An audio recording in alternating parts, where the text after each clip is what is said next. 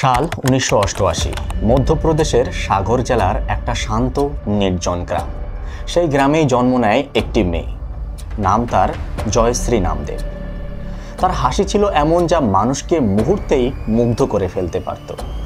তার পরিবার স্বপ্ন দেখেছিল একদিন সে ডাক্তার হবে, মানুষের প্রাণ বাঁচাবে, সমাজের জন্য কিছু করবে। জয়শ্রী ছিল পরিবারের গর্ব, ভবিষ্যতের আশার আলো।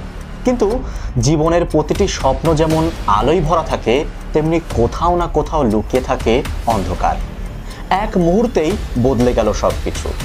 একটি বিয়ের মঞ্চে হাতে ফুলের মালা, আর ঠিক সেই মুহূর্তে একটা গুলির শব্দে শেষ হয়ে গেল জয়শ্রীর জীবন। কে ছিল সেই মানুষটি? কেন এমন নির্মম পরিণতি? আজ আমরা জানব ভোপাল ব্রাইডিং শুটিং কেস, এক সত্য ঘটনা যা পুরো দেশকে নাড়িয়ে দিয়েছিল। বন্ধুরা, একটা গুলির শব্দে শেষ হয়ে গিয়েছিল একটা তরুণীর স্বপ্ন, কিন্তু তার আগে ছিল এক ভালোবাসা ভরা শৈশব, ছিল এক পরিবারের গর্বের গল্প। চলুন এবার জেনে নেই জয়শ্রীর শুরুটা, যেখানে সবকিছুর সূচনা হয়েছিল। সাল 1988। ভারতের মধ্যপ্রদেশের সাগর জেলার একটা ছোট্ট নিরিবিলি গ্রাম। এখানেই জন্ম নেয় একটি মেয়ে, জয়শ্রী নামদেব। তার বাবা ঘনশ্যাম নামদেব, যিনি একজন সরকারি কর্মচারী। জীবনে কঠোর নিয়মের মানুষ হলেও একমাত্র মেয়েকে ঘিরেই তার ছিল সমস্ত ভালোবাসা। মা ছিলেন একজন গৃহিণী, শান্ত, স্নেহময়ী এবং পরিবারের জন্য নিবেদিত। এই দম্পতির জীবনে কেন্দ্রবিন্দুতে ছিল তাদের একমাত্র সন্তান জয়শ্রী। শৈশব থেকেই জয়শ্রী ছিল অদ্ভুত রকম মিষ্টি ও বুদ্ধিমতী। স্কুলে তার ফলাফল সবসময় প্রথম সারিতেই থাকত। শিক্ষকরা বলতেন এই মেয়েটা একদিন বড় হয়ে কিছু করবে।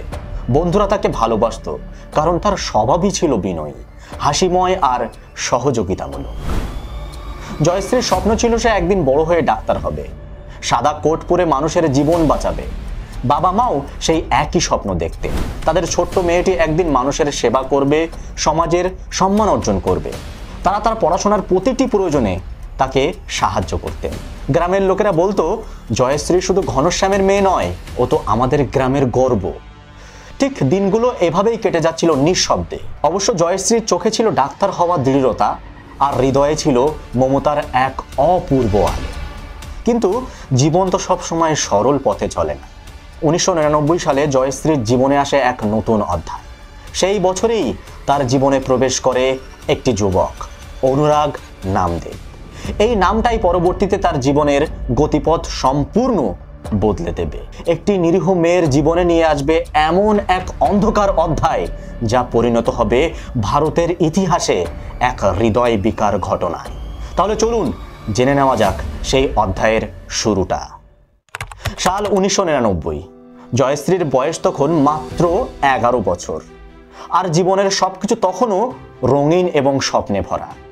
কিন্তু ঠিক সেই সময়ই তার জীবনে প্রবেশ করে নতুন একটা চরিত্র, অনুরাগ নামদেব। অনুরাগ ছিল জয়শ্রীর মায়ের ছেলে, অর্থাৎ দূর সম্পর্কের চাচাতো ভাই। মাত্র 10 বছর বয়সে অনুরাগের জীবন ওলটপালট হয়ে যায়, কারণ তার বাবা হঠাৎ করেই মারা যান। এক মুহূর্তে তার পরিবার হারায় অর্থনৈতিক স্থিতি। এরপরে জয়শ্রীর মা একদিন তার বোনকে ফোন করে বলে, তুমি ওকে আমাদের কাছে পাঠিয়ে দাও, এখানে অন্তত সে ভালোভাবে পড়াশোনা করতে পারবে। আর ঠিক এভাবেই অনুরাগ এসে ওঠে জয়শ্রীর বাড়িতে।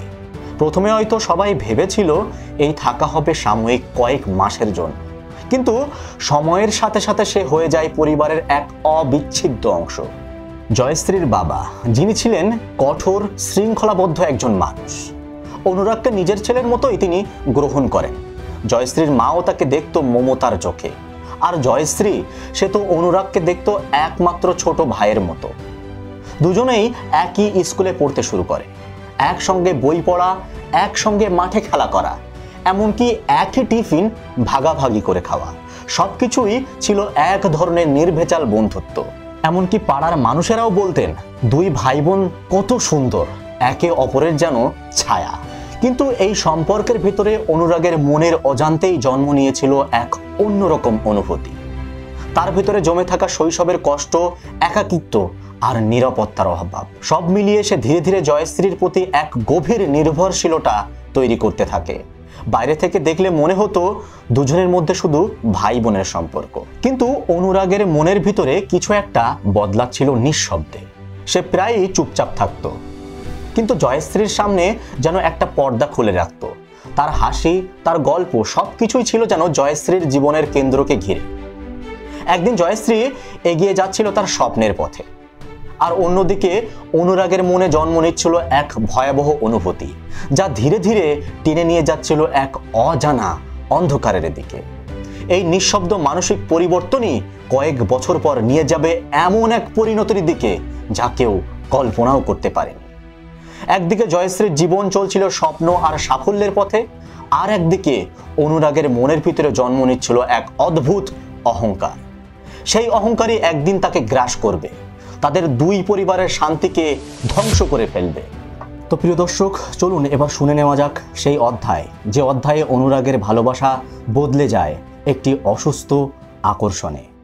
সময় গড়িয়ে যায়, জয়শ্রীর জীবনে আসে এক সাফল্যের নতুন অধ্যায়। ভোপালের গান্ধী মেডিকেল কলেজে তিনি ভর্তি হন মেডিকেল স্টুডেন্ট হিসাবে। পরে অবশ্য সেখানে তিনি পেডিয়াট্রিক্স ডাক্তার হিসাবে নিয়োগ হন। দিনে রাত পরিশ্রম করতেন ছোট ছোট বাচ্চাদের নিয়ে, তাদের কান্না থামাতেন, তাদের হাসি ফিরিয়ে দিতেন। ডিউটির সাথে ক্লান্ত হলেও তার মুখে থাকতো এক অদ্ভুত হাসি। গ্রামের মানুষ, এমনকি তার পরিবারও সবাই বলতো, জয়শ্রী আমাদের গর্ব, আমাদের আশীর্বাদ। অন্যদিকে অনুরাগের জীবন ততটা স্থিতিশীল ছিল না। কলেজ শেষ করে সে সাগরের একটি বেসরকারি ব্যাংকে চুক্তিভিত্তিক সরকারি কাজ নেয়। মাসিক আয় ছিল সামান্য, কিন্তু আত্মসম্মান ছিল আকাশচুম্বী। অনুরাগ মাঝে মধ্যেই ভোপালে আসতো, কখনো চাকরির খোঁজে, কখনো শুধু শহরটাকে দেখার অজুহাতে। প্রতিবারই সে জয়শ্রী বাসার বা হোস্টেলের বাইরে দেখা করতে চাইতো। জয়শ্রী তাতে বিরক্ত হতেন না, কারণ তার চোখে অনুরাগ ছিল পরিবারের একজন, ছোটবেলার ভাইয়ের মতো। কিন্তু সময়ের সাথে সাথে অনুরাগের আচরণ বদলাতে শুরু করে। সে প্রায়ই জয়শ্রীর আশেপাশে ঘুরতে থাকতো, জানতে চাইতো তোমার বন্ধু কারা, তুমি কাদের সঙ্গে বেশি কথা বল। প্রথমে জয়শ্রী ভেবেছিল হয়তো কৌতূহল, কিন্তু ধীরে ধীরে সেই কৌতূহল রূপ নেয় অতিরিক্ত আসক্তিতে। সে প্রায়ই অযথা হাসপাতালে হাজির হতো, লাঞ্চ টাইমে অপেক্ষা করত গেটের বাইরে, এমনকি জয়শ্রীর সহকর্মীদের সামনে অস্বস্তিকর আচরণ করত। জয়শ্রীর ভিতরে তখন শুরু হয় এক অন্য অজানা ভয়। একদিন মাকে ফোন করে সে বলে, মা, অনুরাগ আর আগের মতো নেই, তার চোখে এমন কিছু আছে যা আগে দেখিনি। কিন্তু মা তখনও বিষয়টি হালকাভাবে নেয়। তিনি বলেন, ওর বয়স কম, হয়তো শুধু ভালোবাসার একটি বিভ্রান্তি। কিন্তু ভালোবাসা তখন পরিণত হয়েছিল একটি অসুস্থ আকর্ষণে। অনুরাগ জয়শ্রীকে প্রায় ফোন করত, রাত বিরাতে মেসেজ করত, তার সামাজিক যোগাযোগ মাধ্যমের পোস্টে নজর রাখত। কখনো জয়শ্রী হাসপাতালের সহকর্মীদের সাথে কথা বলার দৃশ্য দেখলে তার চোখে দেখা যেত তীব্র ঈর্ষা। একদিন রাগে তো সে স্পষ্ট বলেই ফেলে, যদি সে আমার না হয় তাহলে কারোরই হবে না। এই বাক্যটি ছিল অনুরাগের ভেতরের অন্ধকারের একটি প্রথম প্রকাশ। জয়শ্রী ভয়ে সবকিছু জানায় তার বাবাকে। ঘনশ্যাম দাস অনুরাগকে বাড়িতে ডেকে পাঠায় এই কথা শুনে। তিনি কড়া গলায় বলেন, জয়শ্রী তোমার বোনের মতো, এসব বন্ধ করো, না হলে কিন্তু আমরা পুরোপুরিভাবে তোমাদের সঙ্গে সম্পর্ক ছিন্ন করব। জয়শ্রীর বাবা মা ভাবলেন হয়তো ছেলেটি লজ্জা পেয়ে ঠিক হয়ে যাবে। তারা অনুরাগের মাকেও বিষয়টি জানান। পরিবারের সবাই তখন চুপ হয়ে যায়, কারণ পুলিশের কাছে গেলে সমাজ কি বলবে, মানুষ কি বলবে, একই পরিবারের ছেলে মেয়েদের সম্মান নষ্ট হবে। এই সামাজিক ভয়েই তারা চুপ করে দাঁড়িয়ে যায়। কেউ অভিযোগ পর্যন্ত করে না, কেউ একটা ব্যবস্থাও নিল না। কিন্তু সেই নীরবতাই ছিল আসন্ন ঝড়ের আগের নীরবতা। যে ভুল তারা করেছিল সমাজের ভয়ে, সেই ভুলই ঠিক হয়ে ওঠে তাদের জীবনের সবচেয়ে বড় ট্র্যাজেডি। সেই একটি ভুল, সমাজের ভয়ে নীরব থাকাই ছিল তাদের জীবনের সবচেয়ে ভয়ঙ্কর সিদ্ধান্ত। সবাই ভেবেছিল সময়ের সাথে সবকিছুই ঠিক হয়ে যাবে, কিন্তু বাস্তবতা ছিল সম্পূর্ণ উল্টো। বছর কেটে গেল, জয়শ্রী তার জীবনে এগিয়ে গেল, প্রতিষ্ঠিত হলো, কিন্তু অনুরাগের মনে যে অন্ধকারের বীজ এতদিন রোপিত হয়েছিল, সেটা তখন আরো ধীরে ধীরে বৃক্ষে পরিণত হচ্ছে। আর সেই বিষই একদিন বদলে দেবে জয়শ্রীর জীবনকে চিরদিনের জন্য। তাহলে চলুন জেনে নেওয়া যাক জয়শ্রীর জীবনের সব থেকে সুখের মুহূর্ত কিভাবে হয়ে উঠল তার জীবনের সবথেকে একটি ভয়াবহ অধ্যায়। 2014 সাল। জয়শ্রী এখন প্রতিষ্ঠিত ডাক্তার। তার পরিবার ভাবতে শুরু করে এর পরবর্তী ধাপ অর্থাৎ বিয়ে। একজন পাত্র খোঁজা হবে যিনি মিলবেন তার মনের সঙ্গে। জানুয়ারিতে আসে একটি প্রস্তাব। ডাক্তার রোহিত নামদেব, ভোপালের একটি প্রাইভেট হাসপাতালের সার্জেন্ট পোস্টে গ্র্যাজুয়েট ছাত্র। রোহিত ছিলেন শান্ত সরল এবং সতর্ক মানুষ, যার চরিত্র জয়শ্রীর আকাঙ্ক্ষার সঙ্গেই মিলে যায়। 3 ফেব্রুয়ারি 2014 দুটি পরিবারের সম্মতি নিয়েই হয় এঙ্গেজমেন্ট। বিয়ের দিন ধার্য করা হয় 8ই মে 2014 সাল। স্থান নির্বাচিত হয় ভোপালের লালহাটির সুন্দরবন কোহিনুর গ্যারেজ মার্কেট। পরিবারে আনন্দের মহল। সকলেই বিশ্বাস করছিল এই মিলনই হবে শান্ত এবং সৌজন্যের গল্প। কিন্তু সেই খবর দ্রুত পৌঁছে যায় অনুরাগের কানে। বিয়ের এঙ্গেজমেন্টের ছবি সোশ্যাল মিডিয়ায় প্রকাশিত হতেই তার ভিতরে জমে ওঠে ঈর্ষার আগুন। ঝড়ের মতো ছড়িয়ে পড়ল সে। অনুরাগ সোশ্যাল মিডিয়ায় লেখে, জাস্ট ওয়েট অ্যান্ড ওয়াচ। সে হুমকি দিতে শুরু করে, তোমার মেয়েরা সামনে দীর্ঘ জীবনযাপন করবে, সাবধান থেকো। পরিবার, বিশেষ করে জয়শ্রীর বাবা মা, উস্কানিমূলক ঘটনা এড়িয়ে যেতে চায়। বিয়েতে অনুরাগকে আমন্ত্রণ দেওয়া হয়নি। তারা হয়তো ভেবেছিল যে তার থেকে দূরত্ব বজায় করলেই শান্তি ফিরে আসবে। কিন্তু কেউই জানতো না এই হাসি খুশি পরিস্থিতির আড়ালেই লুকিয়ে আছে মৃত্যু। অনুরাগ তখন আর আগের মানুষ নেই। তার মনের ভিতরে পুড়ছে এক অন্ধকার আগুন, যা একবার জ্বলে উঠলে আর থামানো যাবে। প্রিয় দর্শক, চলুন এবার দেখি সেই ভয়ানক দিন যেদিন আনন্দের বিয়ের আসর রক্তে রঙিন হয়ে উঠেছিল। 8ই মে 2014 একটি সাধারণ দিন হিসাবে শুরু হলেও রাত শেষ হবে একটি অবর্তনীয় দুঃস্বপ্নে। ভোপালের লালঘাটি সংলগ্ন সুন্দর ভবন ম্যারেজ গার্ডেন, যেখানে প্যান্ডেল সাজানো ফুল আর হাসি, সঙ্গীত মূর্তি হয়ে উঠেছিল সুখের প্রতীক। জয়শ্রী আজ বধূর সাজে, রোহিত ভবিষ্যতের সঙ্গী বরের রূপে দাঁড়িয়েছিলেন। বরমালা অনুষ্ঠান শুরু হয়। পরিবার ও অতিথিরা অপেক্ষা করছে সেই শেষ মুহূর্তের জন্য, যখন রোহিত জয়শ্রীর গলায় মালা দেবে। জয়শ্রী মালা হাতে হাত বাড়িয়ে ধীরে ধীরে এগিয়ে যাচ্ছে, কিন্তু আনন্দের গল্পটি হুবহু বজ্রপাতের মতো বিভাজিত হয়। হঠাৎ ভিড়ের মাঝে একটি ছায়া স্টেজে উঠে আসে। অনুরাগ। সে সাগর থেকে বন্ধুর মোটরসাইকেলে এসে সেখানে পৌঁছেছে। 7 থেকে 8 হাজার টাকা নয়, 17,000 টাকা দিয়ে সে একটি মধ্যস্থকারীর হাত থেকে একটি দেশি পিস্তল কেনে। স্টেজের কাছে প্রায় 1 ঘন্টা অপেক্ষা করে। তারপর সে পিস্তল বার করে। প্রথমে গুলি লাগে জয়শ্রীর গলার নিচে, তিনি মাটিতে পড়ে যান। দ্বিতীয় গুলি ছুটে যায় একটি অতিথির দিকে এবং সেই ব্যক্তি সেখানেই লুটিয়ে পড়ে। অনেকেই চিৎকার করে, কেউ ছুটে যায়, কেউ দৌড়ে আসে, কিন্তু হিমশীতল সত্য, একটি প্রাণ হারিয়ে যাচ্ছে। অতিথিরা বিভ্রান্ত। অনুরাগকে ধরা শুরু করে, কেউ চড় মারে, কেউ লাথি। তার অস্ত্র ছিনিয়ে নেওয়া হয়। যদিও সে আত্মহত্যার চেষ্টা করে, কিন্তু পরিশেষে ব্যর্থ হয়। দৃশ্যমান হয়ে ওঠে পরিকল্পিত এই হত্যাকাণ্ড। পুলিশ পৌঁছে তাকে হেফাজতে নেয়। জয়শ্রীকে দ্রুত হাসপাতালে নিয়ে যাওয়া হয়।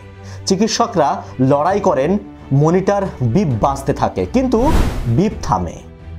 স্টাফ ঘর থেকে নীরব অবস্থায় বেরিয়ে আসে আর বলে, জয়শ্রী নেই। রোহিত আহত ও অক্ষত। প্রথম প্রশ্ন করে, জয়শ্রী কেমন?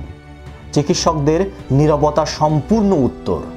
কোনো শব্দ, কোনো চিৎকার দেওয়া যায় না, মাত্র একটি অনুভবযোগ্য শূন্যতা, একটি হৃদয় বিকার ফাঁকা শব্দ থেকে যায়। ভোপালের সেই রাত যেন থেমে গিয়েছিল সময়ের গতি। আলো নিভে গিয়েছিল, হাসি মিশে গিয়েছিল চিৎকারে, আর এক মুহূর্তেই স্বপ্নে ঘর সাজানো পরিণত হয়েছিল মৃত্যুর মঞ্চে। কিন্তু প্রশ্ন থেকে যায়, অনুরাগ কেন এমন করলো? কিভাবে এই পরিকল্পনা এত দূরে গেল, অথচ কেউ বুঝতেও পারল না? প্রিয় দর্শক, চলুন এবার আমরা ফিরে যাই সেই রাতের ঘটনাগুলোর দিকে, যেখানে শুরু হয়েছিল তদন্ত এবং প্রকাশ পেতে শুরু করে এক ভয়াবহ সত্য। রক্তে ভেজা বিয়ের মঞ্চ তখনও স্তব্ধ। ভোপাল পুলিশের সাইরেঞ্জ বাজছে। অতিথিরা ছত্রভঙ্গ হয়ে পড়েছে। অনুরাগকে ঘিরে ফেললেও একটাই প্রশ্ন চারিদিকে ঘিরছে। কেন? এই প্রশ্নের উত্তর জানার আগে পুলিশকে নিশ্চিত করতে হয়েছিল এই মুহূর্তে অনুরাগকে জীবিত রাখা জরুরি। কারণ খবর পৌঁছে গিয়েছিল হাসপাতালে। জয়শ্রীর সহকর্মী, সহপাঠী, এমনকি হাসপাতালের জুনিয়র ডাক্তাররাও উত্তেজিত। তাদের চোখে অনুরাগ ছিল শুধুই এক খুনি, আর তার প্রতি ছিল প্রবল ঘৃণা।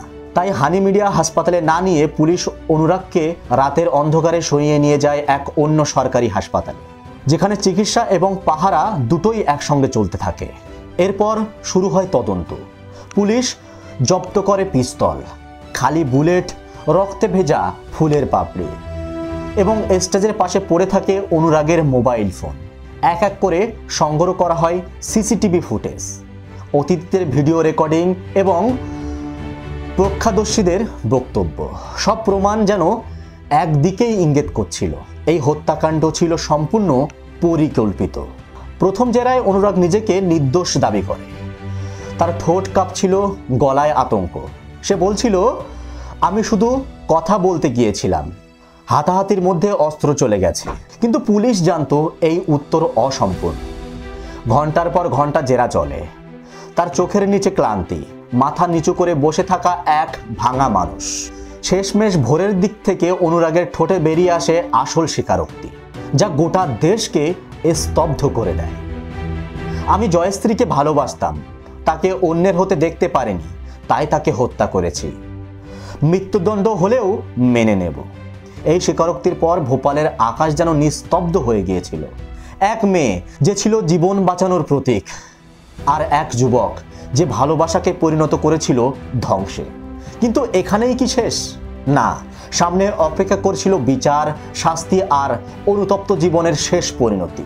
তাহলে চলুন এবার দেখি আদালতে কিভাবে উন্মোচিত হলো শেষ অধ্যায়, কিভাবে শেষ হলো জয়শ্রী ও অনুরাগের সেই অমর কিন্তু বিষে ভরা সম্পর্ক। 9 মাসের দীর্ঘ শুনানি শেষে 2015 সালের 11 ফেব্রুয়ারি ভোপাল জেলা আদালতে ঘিরে নীরবতা নেমে আসে। আদালতের কাঠগড়ায় দাঁড়িয়ে অনুরাগের চোখে অনুতাপ, মুখে শূন্যতা।